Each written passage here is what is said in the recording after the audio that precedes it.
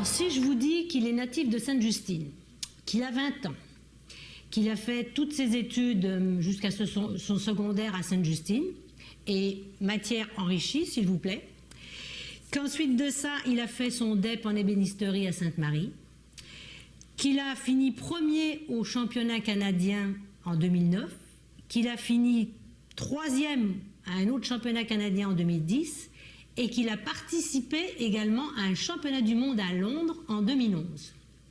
Je vous le mets en mille, est-ce que vous avez trouvé? Est-ce que vous avez deviné qui c'était? Ben, ne cherchez pas plus loin, il est à mes côtés, je vous le présente. Eh bien, bonjour Alex Vocal. Bonjour. Voilà, donc les gens s'ils n'ont pas deviné, c'est bien toi, c'est Alex, tu permets que je m'entretienne avec une certaine... tenue, tu sais, je veux dire, on peut se dire tu quand même. Hein? Oh oui, bon, d'accord, c'est gentil. Donc, je me suis pas trompée un peu dans cette introduction. Non. Mais qu'est-ce qui fait qu'Alex, à ce moment-là, a décidé de ne pas aller au cégep et de faire son choix au niveau de son fameux DEP en ébénisterie? Premièrement, j'aimais vraiment pas l'école. Puis, j'aimais pas non plus le fait d'avoir des devoirs, puis toujours avoir à étudier. Fait que puis je savais pas dans quoi m'en aller. Puis je voyais mes amis qui étaient là-dedans, puis qu'ils lâchaient parce qu'ils n'aimaient pas ça. J'ai dit, on va prendre quelque chose que j'aime tout de suite. Fait que j'ai pris un peu, puis je ne regrette pas, là. Ça veut dire, Alex, que est-ce que déjà chez toi, au niveau familial, tu jouais un petit peu avec tout ce qui touche le bois, tu t'amusais quelque part dans le garage de ton père ou... J'ai eu la chance d'avoir un père qui en faisait un petit peu. C'est sûr que la base, c'est pas mal lui qui me l'a appris. Puis il achetait des outils, puis moi je les prenais, puis je faisais des petits projets. Puis finalement, aujourd'hui c'est moi qui lui en monte un petit peu, mais... Oui, ça doit. C'est ça. Voilà. Maintenant, donc, tu avais quand même un soutien familial déjà en fonction du choix de ta direction par rapport à faire ton diplôme en études professionnelles. Donc, tout le monde t'a soutenu. Il n'y avait vraiment pas de préjugés, dans le fond. Dis donc, quelle est la durée donc, de ce diplôme? En fin de compte, ça représente combien de temps à peu près? C'est environ 15 mois, c'est 1650 heures. Ouais. Puis c'est vraiment... on a un mois de vacances l'été, puis le restant, c'est comme l'école normale. Donc, il y a de la théorie, mais il y a de la pratique quand même, je suppose. Oui, c'est vraiment ça. Les 2 premiers mois, c'est plus théorique. Puis après ça, c'est plus de la pratique, là.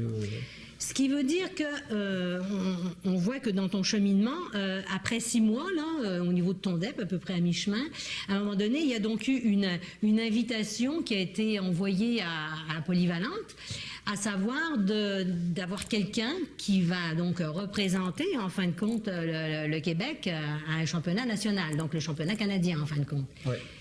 Et c'est toi qui a été donc l'heureux élu. Oui, c'est ça. Il y a eu une sélection dans l'école, comme une mini-compétition dans l'école. Puis c'est moi qui avais gagné. Fait que ça m'avait donné la chance d'aller à Charlottetown faire les Canadiennes. Et ça, on peut dire à nos téléspectateurs qu'en fin de compte, c'est en 2009 que tu as été donc à Charlottetown. Et en fin de compte, qu'est-ce que tu as présenté? Qu'est-ce que tu as fait? Quel a été le projet que tu as réalisé à Charlottetown? C'est comme un petit banc d'entrée avec le couvert qui se lève, puis il y avait 2 queues de ronde en avant. C'est vraiment pas...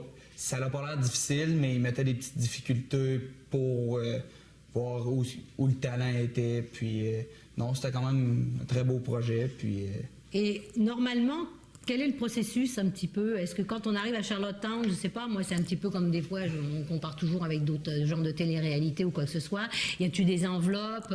On vous dit quoi faire? Est-ce qu'il y a des croquis? Ou est-ce que vraiment vous avez uniquement, si tu veux, le projet final à réaliser et toute la conception, c'est à toi de le voir? Premièrement, on a, tout dépendant des compétitions, le plus souvent, on a comme une approximation un petit peu du projet. On a la forme que ça va avoir, sans mesure, puis sans essence de bois, rien.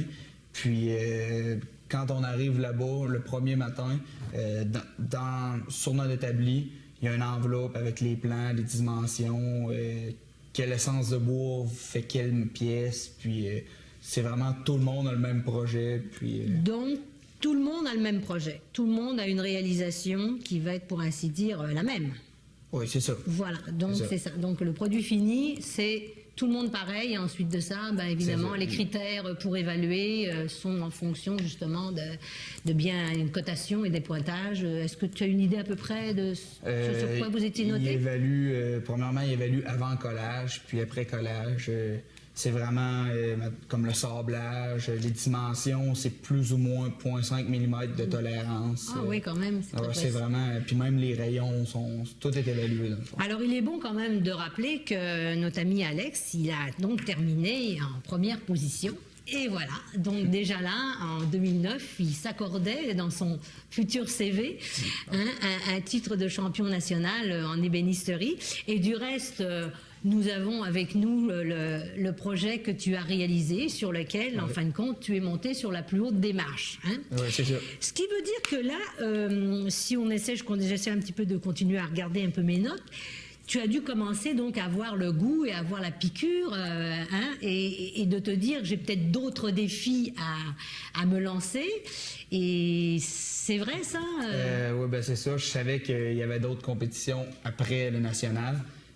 Par contre, il fallait que je recommence québécoise nationale pour permettre d'aller au mondial. Puis finalement, j'ai dit j'embarque puis je fonce. D'accord. Donc là, ça veut dire que toujours pendant la période et la durée de ton DEP, en fait, tu passes du temps, d'une part, pour réussir ton DEP, je suppose, mais parallèlement à ça, tu dois passer aussi énormément de temps en fonction des différents concours vers lesquels tu vas t'inscrire, ou tu vas aller, ou que tu vas représenter, par exemple, soit la région pour le Québec, ou ensuite de ça, tu représentes le pays, ou plutôt la province pour le national. Et on verra après ça ce qu'il en est au niveau des championnats du monde. C'est bien ça, donc tu as dû passer du temps. J'ai pratiqué, puis... mais... Vu que c'était à l'école, en fond, les professeurs ils me laissaient beaucoup de temps pour pratiquer aussi. J'ai comme forcé pour passer mon DEP. Oui. Puis pour pratiquer, c'était comme les deux ensemble. Là. Mais c'était beaucoup d'heures de pratique. Beaucoup d'heures de pratique. Et en fin de compte, il y a eu, mis à part le soutien familial, je suppose qu'il est toujours là, ou même au niveau des amis, des chums et tout ça. Ah ouais. Donc tu as eu également aussi un soutien de la part de tes professeurs ou de la direction d'école ou quoi que ce soit, oui. pour te permettre peut-être de venir à des périodes ou à des moments, on va dire, qui ne sont pas forcément alloués à tous et chacun, de rentrer dans la polyvalente pour se mettre à ciseler, à couper, à raboter. C'est bien ça quand même. Oui, j'allais souvent les soirs, même des samedis, des dimanches aussi. J'allais avec Angèle Maillard, qui était mon coach.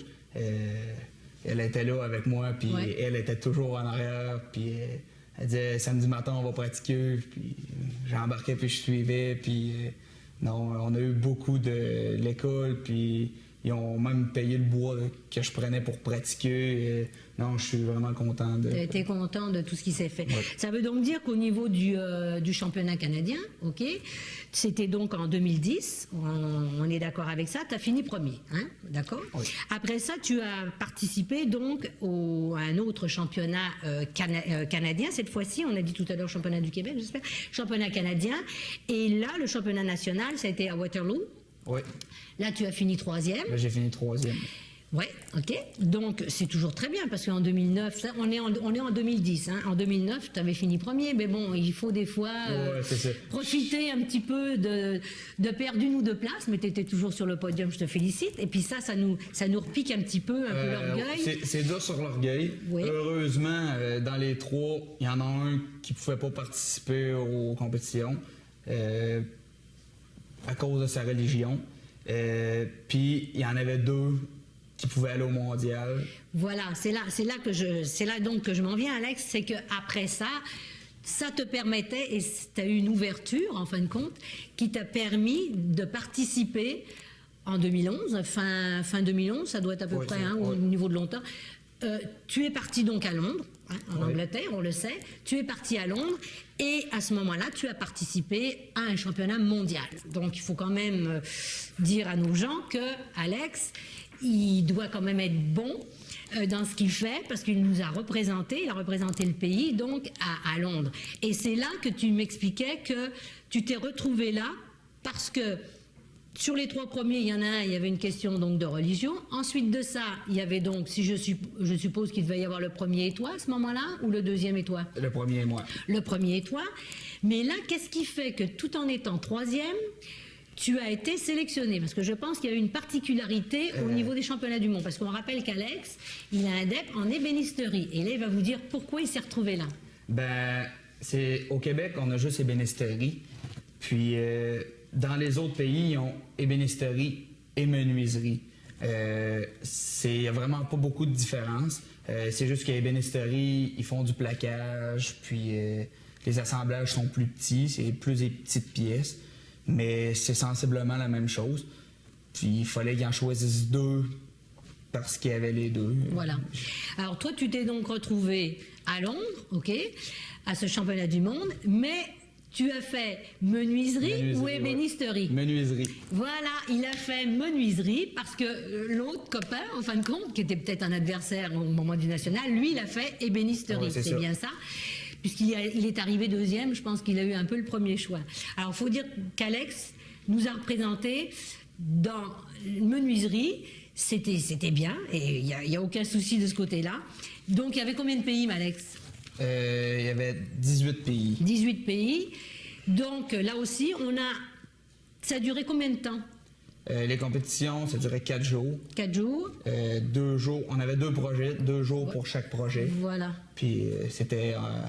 Et là aussi, je pense qu'on a avec nous une esquisse d'un des 2 projets, parce que ça a l'air que la réalisation aurait pris un peu trop de place peut-être au niveau caméra ou dans le studio. Mais on a une esquisse de ce que tu as réalisé par rapport à un de ces 2 projets. Et dis-nous donc, combien tu as terminé, en fin de compte? J'ai fini 10e sur 18e. 10e sur 18e, je pense quand même que pour cette première expérience, c'est quand même très très bien. Au début, j'étais pas content. Puis avec le recul, je me suis rendu compte que... c'est quand même très bien. Je suis quand même 10e au monde par rapport à ça. Je suis quand même très content. Là. Voilà. Mais qu'est-ce que t'en as ressorti de cette... J'ai appris vraiment beaucoup. J'ai voyagé, j'ai appris sur moi, j'ai appris à gérer mes choses, j'ai appris l'anglais. Puis j'étais en Australie, j'étais à Londres, j'étais à Calgary. J'ai resté 1 mois et demi à Toronto l'été dernier. Fait que j'ai appris beaucoup. Tu as appris beaucoup, ben je m'en doute bien, puisque tu as bien réussi. Je suppose que peut-être tu as d'autres projets. Maintenant, dis donc, on sait que tu es sur le marché du travail depuis 2009, que tu travailles dans une entreprise de la région, que tu aimes ton métier, puisque c'est là-dedans. Maintenant, par rapport justement à des jeunes qui, des fois, sont pas tout à fait encore sûrs de la direction des études, ils savent pas qu'est-ce que je vais faire et tout, qu'est-ce que tu pourrais...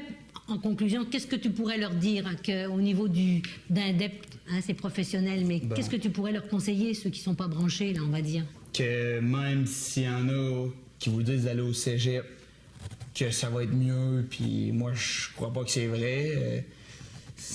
Un métier, c'est une formation professionnelle quand même, puis il y a moyen de sortir grande là-dedans, puis il n'y a pas de sous-métier, dans le fond. Là. Voilà, et puis de toute façon, tu es quand même bien heureux, parce que on en conclut que tu travailles dans ce que tu aimes, ce pourquoi tu as étudié, ce que tu aimes, et que en fait, même si on n'est pas tout à fait décidé, c'est pas faire un métier au niveau d'un enseignement professionnel, il n'y a rien de mauvais là-dedans, il n'y a rien de méchant.